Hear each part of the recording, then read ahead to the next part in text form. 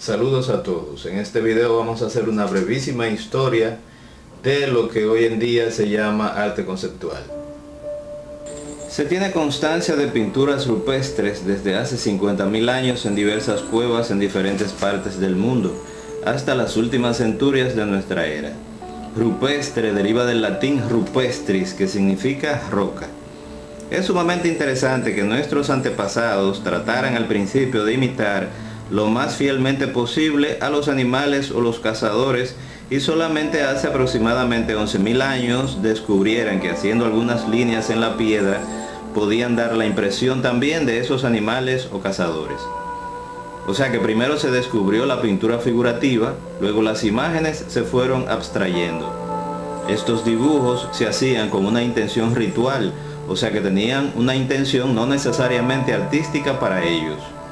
Esta necesidad de imitar la realidad puede ser traída hasta el siglo XIX, cuando la pintura europea se limitaba esencialmente a imitar la realidad. Los pueblos originarios de América, los aztecas, los incas, los mayas o los taínos, también tenían su propio arte figurativo, con especial avance entre los aztecas, los mayas y los incas en la arquitectura y la escultura. Hasta el siglo XIX en Europa, los pintores se dedicaron exclusivamente a imitar la realidad, aun cuando sus cuadros presentasen figuras de tema fantástico. Eran cuadros y esculturas figurativos, con especial atención a partir del Renacimiento en el humanismo, es decir, en la figura del ser humano como el centro de sus obras. Esto cambió a partir de finales del siglo XIX, cuando apareció la fotografía. Ya no valía la pena solo imitar la realidad, puesto que una fotografía era más fiel que cualquier pintura o escultura. Apareció para los artistas la oportunidad de experimentar con la forma hasta el punto de borrar las figuras en la tela. Incluso las pinturas impresionistas trataban de copiar la realidad, solo que con el elemento de la luz de por medio, o sea, la forma en que ellos veían a través de la luz los paisajes o los personajes. Uno de los primeros artistas que trató de pintar los objetos no necesariamente como son en la realidad fue Cézanne, que con varias líneas trató de hacer naturalezas muertas, rostros, paisajes o cuerpos. Se había iniciado la abstracción en el arte. El cubismo, el expresionismo abstracto, el futurismo, entre otros movimientos del siglo XX, se encargaron de desaparecer completamente las figuras en los cuadros, hasta dejar solo colores o líneas. Pero había llegado algo más, una idea, un concepto. Con su cuadro Las señoritas de Aviñón de 1907, Pablo Picasso llegó a crear una pintura con figuras verdaderamente feas, o sea que se había dejado atrás la idea de que la pintura tenía que ser necesariamente bella para ser pintura. En el año 1917, el artista Marcel Duchamp colocó en la exposición de la Sociedad de Artistas Independientes de Nueva York su obra Fuente, que es un urinario colocado de forma vertical. Lo firmó como R. Mood y lo llamó Ready-Made, del francés objet trouvé, o sea, objeto encontrado. No solamente este Ready-Made y otros de Duchamp o de otros artistas como Man Ray o Picabia sirvieron para crear el arte conceptual, sino también pintores como René Magritte, cuyos cuadros no son importantes por la calidad o la técnica pictórica, sino porque tratan de transmitir una idea, un concepto al espectador, y esa idea es más importante que el cuadro en sí mismo. Son pintores con una tendencia al pensamiento y la filosofía. A mediados de los años 60 del siglo XX, el artista Andy Warhol expuso varias obras basadas en productos comerciales, entre ellas las cajas de una esponja, que es un detergente de metal llamado Brillo. Todavía en mi país a las esponjas de metal que se usan para fregar la loza se les llama directamente Brillo. La obra de Warhol no está basada en su calidad, sino que tiene importancia histórica, pues ayudó a crear un concepto que acogieron los artistas luego del pop art, que tiene que ver con lo que se exponía allí en el año 1964. Un objeto puede ser aceptado por el ser humano teniendo dos significados diferentes, algo de lo que se dio cuenta el filósofo y luego crítico de arte Arthur C. Danto. Al mismo tiempo, la idea de que el arte tenía que transmitir necesariamente belleza se iba quedando atrás, y llegaba el concepto de que el significado era más importante que la belleza en sí cuando se trataba de arte contemporáneo.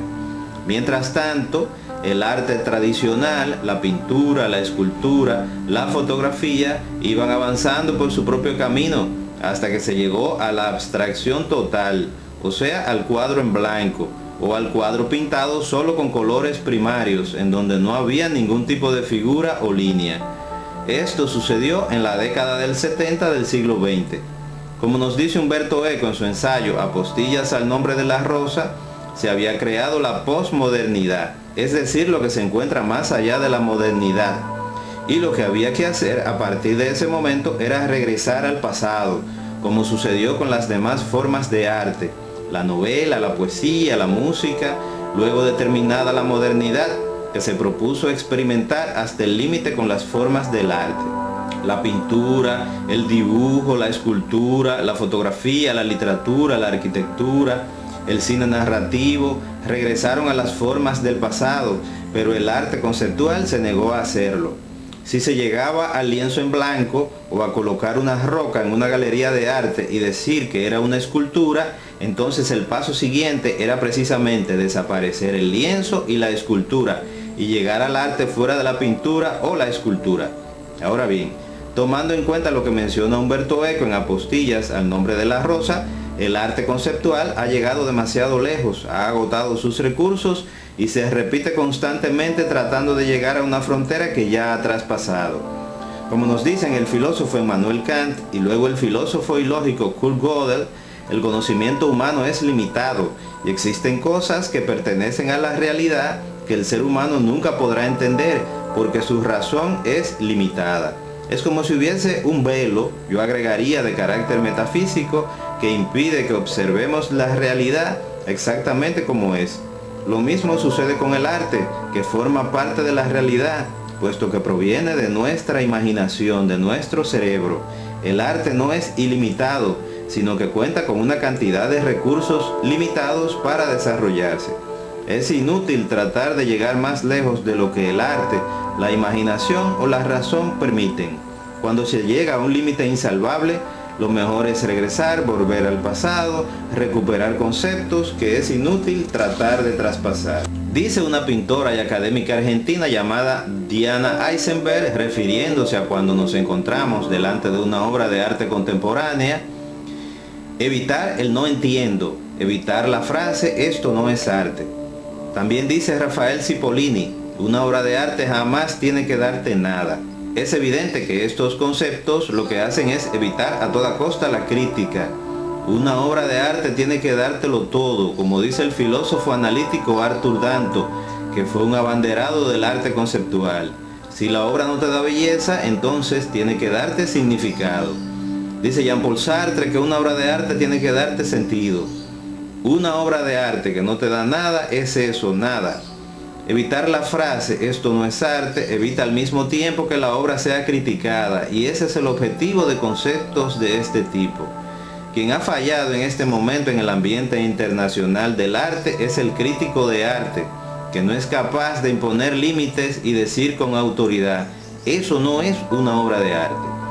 Imponer un límite es parte esencial de toda labor crítica. Si no es así, entonces la labor primero del curador y luego del crítico no tiene ningún sentido. Esta ausencia de límites descoloca al público, que no entiende y al mismo tiempo se niega a entender lo que se le está mostrando.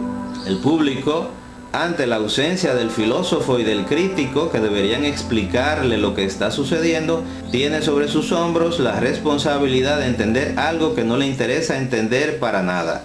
Antes, en el siglo XIX, una pintura, era bella y su calidad dependía de la técnica, aunque intentase darle al espectador otra clase de significado proveniente de la época en que fue pintada.